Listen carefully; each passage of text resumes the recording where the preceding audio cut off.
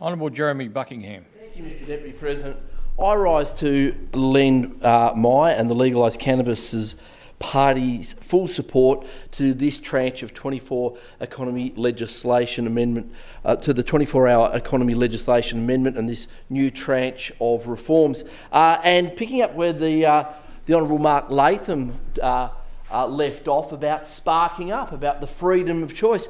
I tell you, one of the things that could get the vibe going in this state, in this country going more than anything else, and that is the legalisation of cannabis.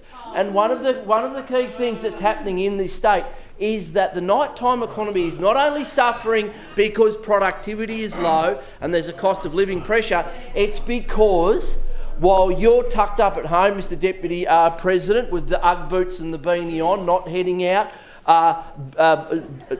Gen X and boomers at home watching Netflix, millennials, Gen Z, Gen Alpha are switching off alcohol. Australia has been one of the highest per capita consumers of alcohol for a very long time, and a lot of young people don't want to go to a venue where everyone is pissed and it's noisy and it's out of, sometimes a little bit out of control and confronting, and also for legitimate health reasons. It's expensive.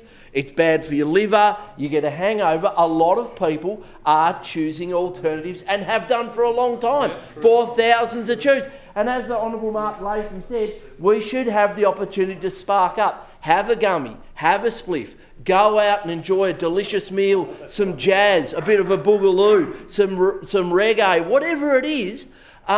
And the legalisation of cannabis would do that. And how do we know that? Well, look at Canada, look at California, look at New York, look at Germany, all legalising cannabis. Spain has the social clubs now.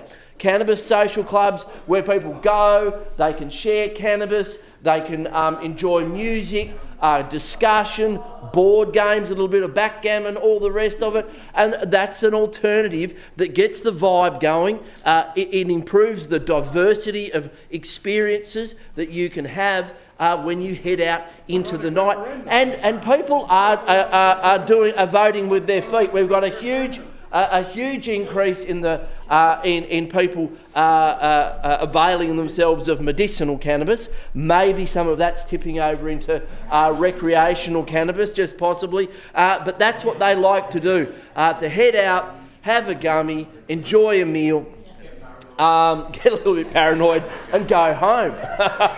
Halfway there and go and leave. But look, the Minister and his excellent staff should be commended on these reforms. I join with you, Mr Deputy President, in supporting those and note your work in supporting those changes that ensure that people who are intoxicated are dealt with in a safe manner. We've all seen it again and again. You go to the pub, someone's being turfed out and staggering off down the road, and that's a massive risk to them. There's a duty of care there from the licensed venue, but they have to remove that person that's intoxicated, and that's a risk to the venue. It's not good for the society, and of course for the person involved. Well, they're at risk for a whole range of reasons because they're intoxicated. So there's changes, of course, in there about live music in the regions that recognise the ephemeral nature of some of our tourist hotspots, and mean that people, those venues, can avail themselves of those reforms that will bring live music to the regions, but not have to do so in such a strict way. So it's about liberalising this area in a responsible way, about vibrancy, and we should recognise that there's horses for courses. Not everyone wants to go out these days and have 15 schooners and sit at an RSL under fluoro lights. There's a diversity of experience people want, and that's going to be on the agenda more and more and more as